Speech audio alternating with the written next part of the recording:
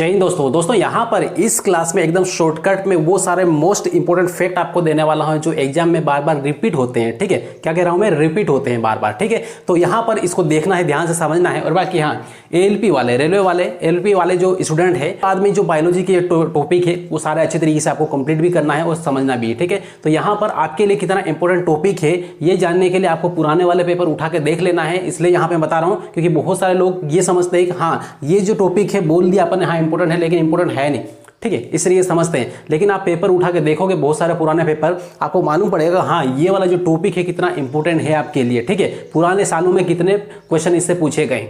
ठीक, तो ध्यान से इसको देख लो। छोटा सा वीडियो है, पादप जगत प्लांट किंगडम। ठीक है, तो प्लांट किंगडम क्या होता है इसके बारे में थोड़ा सा डिटेल में हम मोस्ट इंपोर्टेंट फैक्टों पर डायरेक्ट बात करेंगे। ठीक, सबसे पहले पादप जगत क्या है, तो क्या है। ठीक है, पहले सबसे पहला वाला शब्द क्या है, क्या है। तो क्या है जो वर्ड है इसका सबसे पहले आंसर अपन कर लेते हैं कंप्लीट। ठीक है, तो देखो यहां पर क्या है, तो यह क्या है, एक बहुकोशिकीय यूकेरियोटिक पौधों का समूह है। क्या है ये एक या फिर सभी, ये सभी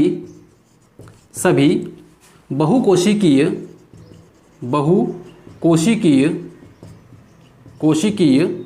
और यूकेरियोटिक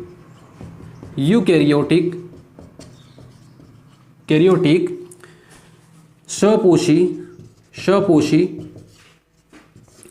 एवं प्रकाश संश्लेषी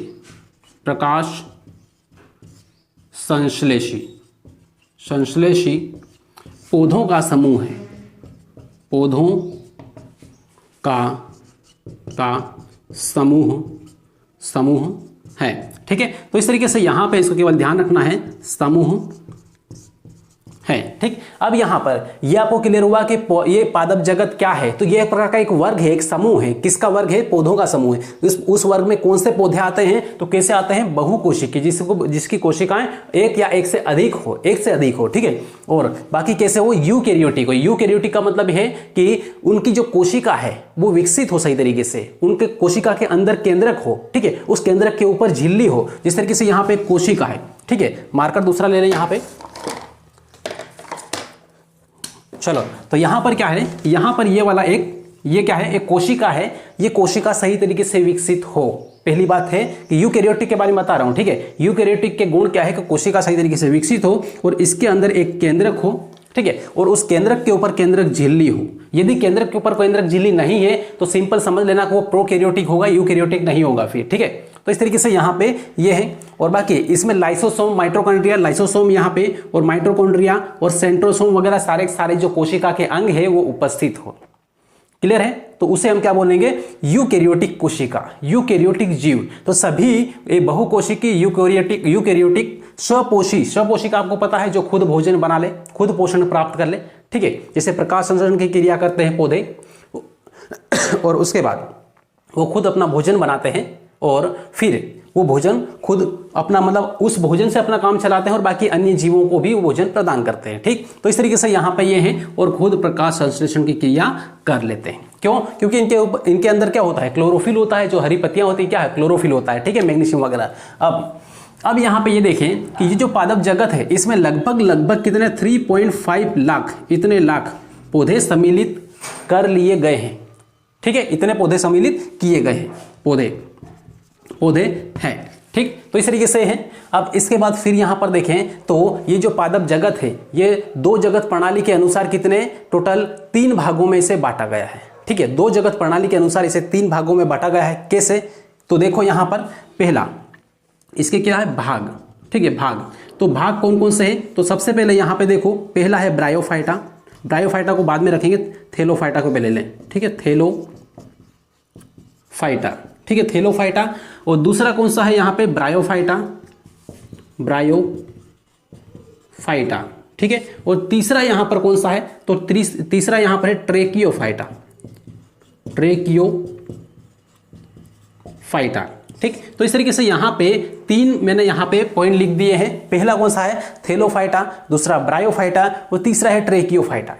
ये 3 प्रभाग है, 3 भाग है किसके, पादप जगत के। ठीक है, इतने यहां पे समझ लिए तो इन्हीं में से एग्जाम में प्रश्न बनते हैं। सबसे पहले यहां पर ये देख ले कि जो थैलोफाइटा होता है इसमें कौन कौन से जीव, कौन कौन से पौधे आते हैं। तो सबसे पहला पॉइंट यहां पर देखें तो इसमें शैवाल आता है, शैवाल।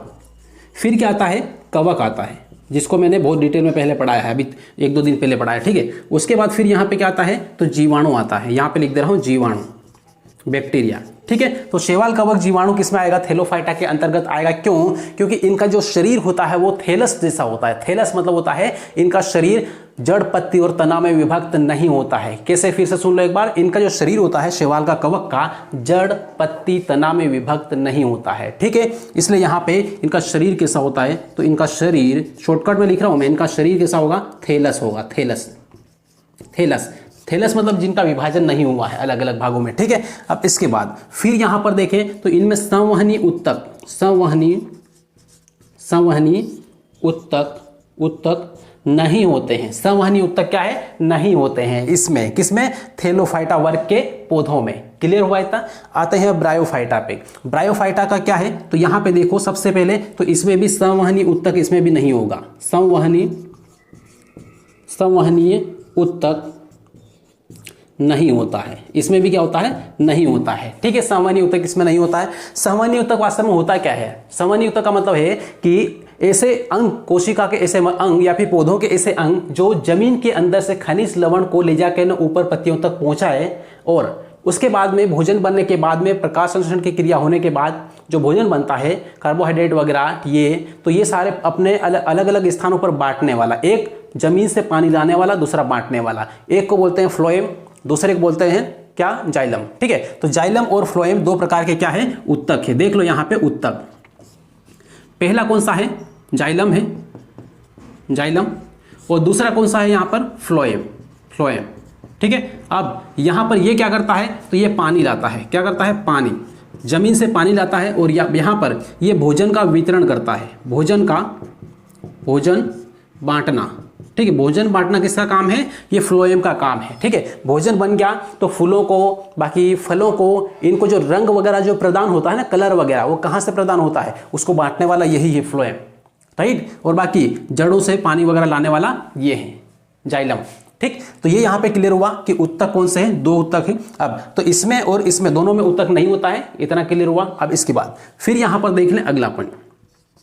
अगला पॉइंट यहां पर देखें तो इसका जो ये है कि ये कहां पर होता है, ब्रायोफाइटा, ये कहां पर होता है, तो जहां पर थोड़ा दलदली टाइप की क्षेत्र हो या फिर गीला स्थान हो, नम स्थान हो, ठीक है।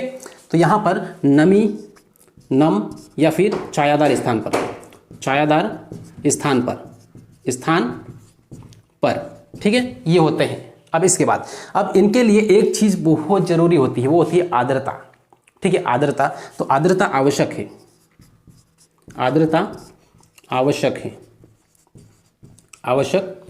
है, ठीक है। किसके लिए, तो ब्रायोफाइटा वर्ग के पौधों के लिए, ठीक। अब इसके बाद फिर यहां पर देखें इसमें तो और क्या एक पौधा होता है, वो क्या है, सबसे बड़ा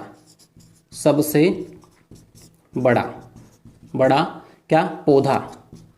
अब यहां पे आपको हो सकता नहीं दिख रहा हो, लेकिन आप जो मैं बोल रहा हूं उसको सुन लेना, ठीक है। सबसे बड़ा पौधा कौन सा है, डोसोनिया, ठीक है। ये सबसे बड़ा पौधा है, क्या है, डोसोनिया सबसे बड़ा पौधा है, ठीक। इस तरीके से यहाँ पे है। अब इसके बाद यहाँ पे आते हैं ये ट्रेकियोफाइटा में। अब ट्रेकियोफाइटा क्या है, तो ट्रेकियोफाइटा में क्या होता है, संवहनी उत्तक होता है इसमें। इस टाइप में जितने भी पौधे आएंगे उसमें संवहनी उत्तक आपको मिलेगा, ठीक है। तो यहाँ पे सभी पौधों में, इसके सभी पौधों में संवहनी उत्तक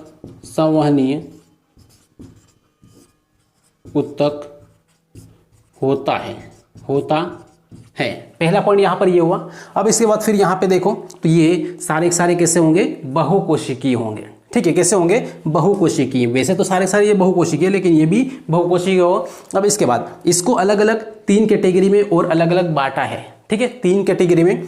तो 3 कैटेगरी कौन सी है, मुख्यतः 2 है। एक होता है आवृत बीजी, एक होता है अनावृत बीजी, ठीक है। एक होता है आवृत बीजी, दूसरा अनावृत बीजी। अब फिर यहाँ पे इसी के अंदर अलग अलग पार्ट है, एक बीजपत्री और द्विबीजपत्री। कौन सा, एक बीजपत्री और द्विबीजपत्री, राइट। अब ये वाली जो क्लास से मैंने पूरी डिटेल में ली है, इसलिए यहाँ पे पूरा वो डिस्कस करने से कोई मतलब नहीं है, क्योंकि यदि आपने पिछली वाली जो क्लास है एक बीजपत्री द्विबीजपत्री वाली वो आपने नहीं पढ़ी है तो इसी वीडियो के डिस्क्रिप्शन में आपको लिंक मिल जाएगी और वहां से आप जाकर पूरा डिटेल में देख सकते हैं। लगभग 17 से 18 हज़ार लोगों ने उसको देख लिया है, देखा है, ठीक है, इतना है, क्योंकि उतना एकदम डिटेल में बहुत बारीकी से और मोस्ट इंपोर्टेंट पॉइंट को पहले मैंने शामिल किया है जो पूछे गए। क्लियर है? तो इस तरीके से यहाँ पे छोटा सा वीडियो था ये।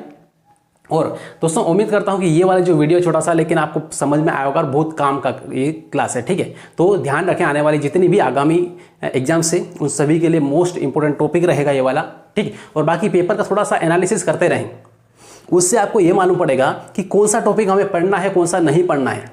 सबसे ज़्यादा जरूरी तो इस कॉम्पिटिटिव एग्जाम में ये है कि हमें क्या नहीं पढ़ना है, इसको देखना है। पढ़ना तो दुनिया भर का है, ठीक है, क्या नहीं पढ़ना है उसको देखना है, ठीक है, ताकि उसमें टाइम वेस्ट ना हो, ठीक है। और बाकी आप नए हो चैनल को सब्सक्राइब कर लेना है और बेल आइकन जरूर दबा लेना है, ठीक है। 90% लोग, बहुत सारे ऐसे होते हैं जो वीडियो को देखते हैं, समझते हैं, सब कुछ करते हैं, लेकिन वीडियो को लास्ट में सब्सक्राइब करना भूल जाते हैं। तो कर लेना है ताकि अगला नोटिफिकेशन आपको मिले कंटिन्यू, और कंटिन्यू इस तरीके से हम पढ़ते रहें, ठीक है। चलिए मिलेंगे अगले क्लास में, अगले वीडियो में। जय हिंद।